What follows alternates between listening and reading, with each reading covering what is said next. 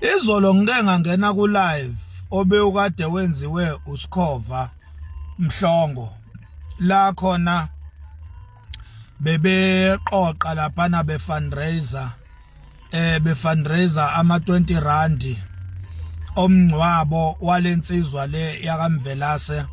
usiqiniseko lensizwa le ehambile emhlabeni ngokudutshulwa. Ngike ngangena ke kulo live kancane nje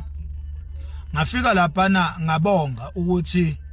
lensizwa le ebe umngane kaSiqiniseko ngokwaka TikTok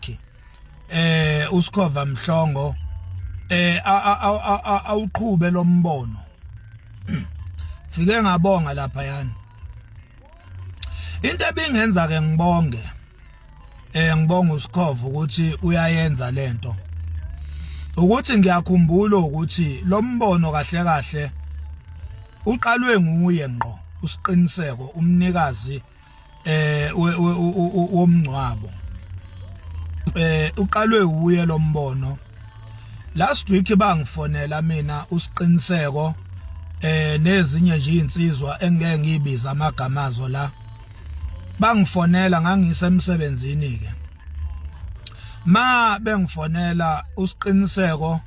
wayezongintroducela indaba yombono wakhe yomngcwabo wakhe ethi ucela ngimsize ukuthi ngimqoqise ama 20 rand omngcwabo wakhe. Akayibe kangake ngokuthi umngcwabo wakhe wathi umcimbi afuna ukusungula on behalf of abalandeli bakaMaskandi kwa TikTok. Kuqhameke after eseshonile ukuthi kahle kahle kwakuumngcwabo wakhe loyo ayewulokhuza ayehlongoza umnikelo wawo. Ngoba wayecacisa nje lapha na kule yakhola ukuthi wakhe lo mbono owakhe ukushuthi ke owakhe lo mngcwabo. Saxoxa nje kakhulu kuningi saxoxayo lapha yana kodwa konke sasixoxa kwakumayelana nokuthi mina ngiyavumelana nalombono wakhe wokuthi akolekelwe ama 20 rand imali nje minimum 20 rand kuyaphezulu imali yokuthi umfana afihlwe kahle angcwatshwe kahle ngesizotha. Namanje futhi ngiyaphinda ngithi cha abafowethu abaqoqayo abayiphushayo le initiative sithi siyabonga ukuthi bayiphushe ngoba ngempela yabo umbono wakhe usiqiniseka ukuthi akakolekelwe ama 20 rand khona ezofihleka kahle ngesizotha. Sengishilo ukuthi yena wayekhulume ngomcimbi kodwa sekucacile manje ukuthi umcimbi kahle kahle owawukuye engqondweni yakhe noma egazini lakhe noma wayengaqondi yena kodwa sekucacile ukuthi kwakuumcimbi wokufihlwa kwakhe. Nokwathi ke uma ngabe insizwa seyikwenzile lokho after bengifonelile bakhuluma savumelana ukuthi hayi ngizosiza nami ngizofaka isandla ekuthena aqoqo lama 20 rand ube impumelelo lo mcimbi loyo. Wabe segadla kabanake la eqhaweni lami washaya impela nje after nje leyo call amalanga nje kuza elangeni lokuhamba kwakhe hayi wabe sesiqinisa kakhulu isandla. By the way ke angeke ngikusho konke saxoxa kuyikhona kodwa into engayinothisa nje ukuthi wabe sesiqinisa kakhulu isandla eqhaweni lami. Nokwathi mina ke ngoba benginothisa ke after leyo call bese ngivule kakhulu amehlo ngifuna ukubona nje ama actions. Ngabona ukuthi no engathi lensizwa le sayisiqinisa kakhulu isandla. Uzokhumbula ukuthi kuleso sikhathi leso iqhawe lami la bese lithenga imoto laveza izitifiketi zama platinum nama locos namagolide lagibela izitebhisi zemoto iqhawe lami ngadla emoto leyana kwavela nama prize imoto ukuthi ibiza kangakanani iqhawe nje la trenda ngokuhle nje la trend iqhawe nokuyilapho ke umfana lo ohambile wabe seqinisa khona isandla okwabe sekungicacela mina ukuthi yini indaba lensizwe iqinisa isandla kulesi sikhathi senjabulo kwaguqa na ngaphenduleka ukuthi no uzama ukuvimba uzama ukumelana nenjabulo kaKhuzani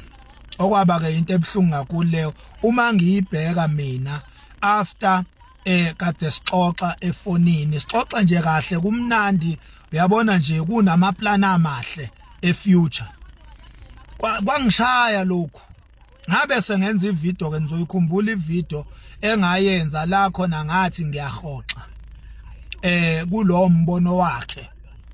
usiqiniseko ngahoxa ngathi ngeke ngisayingena leyo nto leyo angisahambisani nayo ngasho ngathi izathu ukuthi lensizwa lena ayikulezi insuku iligadla kabi iqhawe uyabona and ekuligadleni kwayo ngifike lo mbono ukuthi no khona into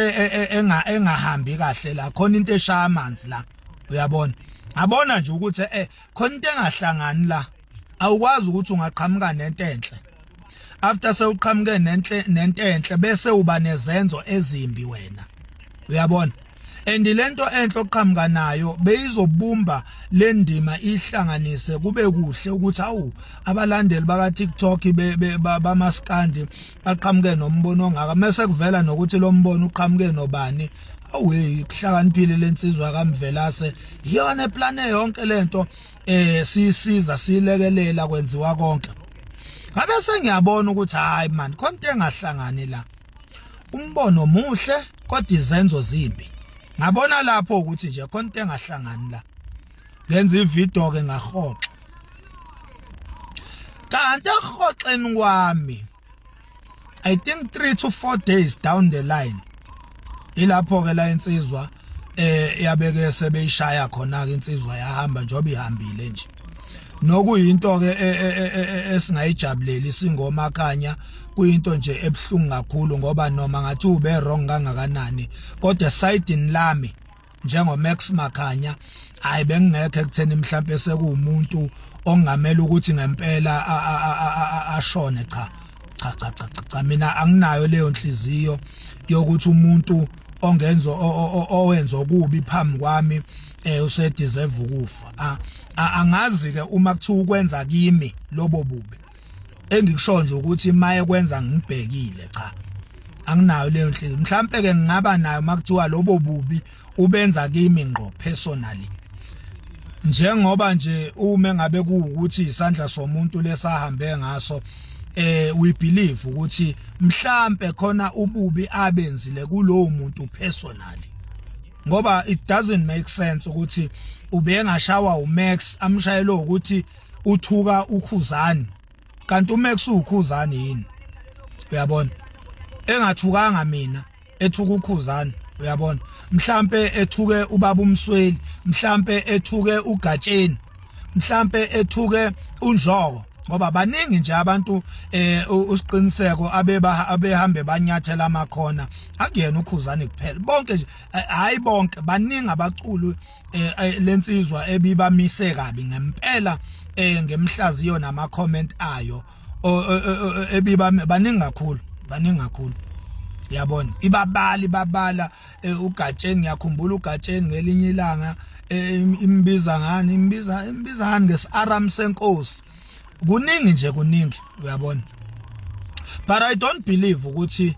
ngingathi ngumlandeli ebese kuba yimi engidecide ngempilo yomuntu oshaya iqhawe engililandelayo I don't believe in that I believe mina ukuthi umuntu ubhekana nalo asuke ebhekene naye ngaleso sikhathi